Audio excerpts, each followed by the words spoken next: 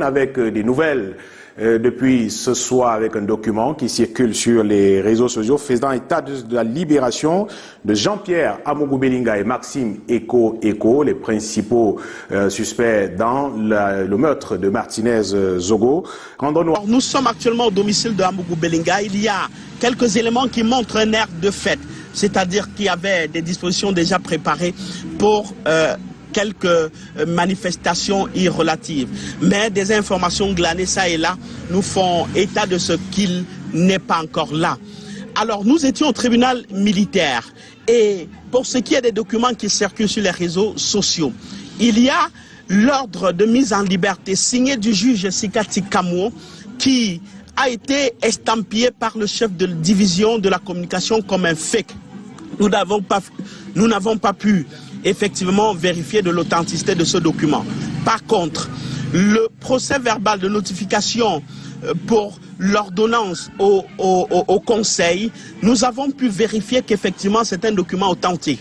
Parce que nous avons discuté avec des avocats qui disent effectivement avoir déchargé le document au greffe du tribunal militaire. Et le document est d'ailleurs signé du greffier d'instruction Jean-Didier Nkwa. Donc, que ce soit le document qui concerne Amougou Belinga, c'est-à-dire le procès verbal de notification de l'ordonnance au Conseil, ou qui concerne Maxime Eko, nous avons pu établir l'authenticité de ces documents-là.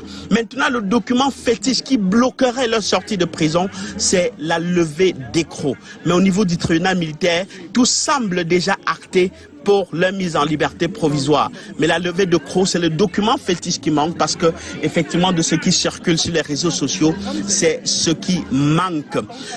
Selon l'ordonnance de remise en liberté et les avocats de Maxime Eko à qui nous avons pu parler, le juge d'instruction du tribunal militaire de Yaoundé a estimé qu'il n'y avait pas de preuves suffisantes dans le dossier pour maintenir les deux hommes en détention. Jean-Pierre Amougou Belinga et le patron de la direction générale de la recherche extérieure sont accusés d'avoir joué un rôle dans la mort du journaliste Martinez Zogo, dont le corps avait été retrouvé à la fin du mois de janvier, portant des traces de torture à la périphérie de Yaoundé après sa disparition 5 jours plus tôt. Le lieutenant-colonel Justin Daoué, directeur des opérations et adjoint de Maxime Eko à la direction générale de la recherche extérieure et principal accusateur des deux hommes, n'est lui pas concerné par cette ordonnance de remise en liberté provisoire.